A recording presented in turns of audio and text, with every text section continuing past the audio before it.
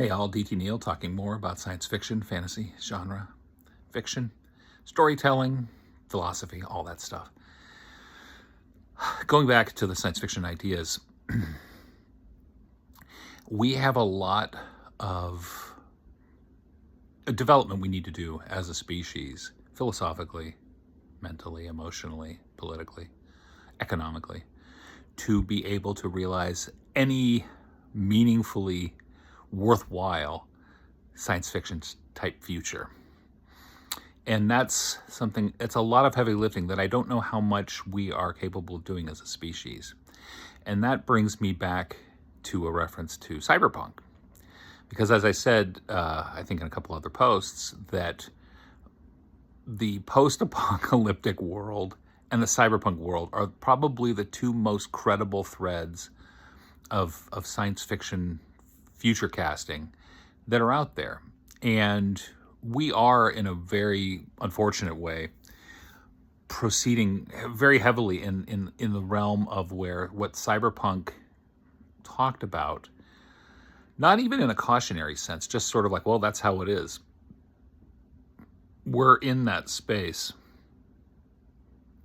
Mega corporations, pollution of the world,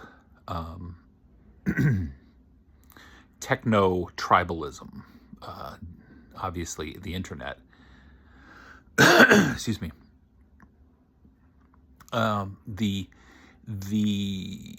inequality inherent in society, in the sense that there are people who are hyper-rich who are able to do things and experience things that everyday people on the street will never experience. That sort of techno-feudalism that some people like to talk about. You know, Cyberpunk addressed a lot of that stuff. And while not all of the predictions have come true, for sure. I mean, even back then, from the time, there was still like a Soviet Union. When you look at the old Cyberpunk, speaking loosely,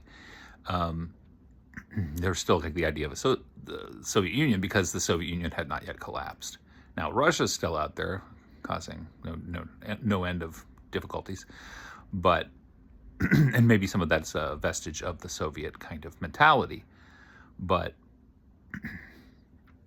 you know, that Cyberpunk has been right about a lot of things, and in a way that's almost to its detriment, because Cyberpunk has, because so many of the things that it kind of just threw into the world building and all that, it kind of came true for people. So it doesn't become this idea of wonder. It's not like a floating city, like a city floating, drifting in the sky, or colonies on other planets. There is a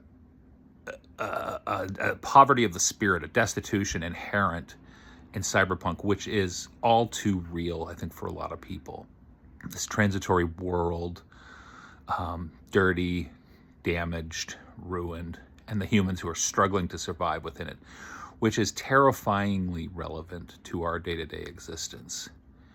You know, it's the idea of like a river choked with styrofoam and trash and debris, and there's somebody who's got like a laptop who's at the edge of that miasma, this of the smog and filth, and they're busy doing Bitcoin trading, right, remotely from their little laptop, while the world around them is just festering. That's very Cyberpunk. And in that regard, I think indirectly, that's why Cyberpunk has a lot of relevance for people today. They may not even realize it, because I don't think we've, aside from, say, Blade Runner, and maybe, I don't know, Minority Report, a few others, there are a lot of internal lessons that can be pulled from that stuff that I think people may not realize how much they are affected. The transitory nature of the human condition, which once again is one of the overriding concerns of humanism, is the idea that, well, we all die. And in a cyberpunk framework, people think, well, I won't die. I can't die. I must not die. I'll get enhancements. I will be digitized. I will be turned into some augmented intelligence. And you think about that and you think, well, most people aren't going to have access to that. And maybe some of the super, super rich may have access to something like that down the road. But there also, are those the best specimens of humanity to attain that? No, I think we can look at some of the mega billionaires out there and think, yeah, you're not good people. You really shouldn't be in that space. So I'll talk more about that in a minute.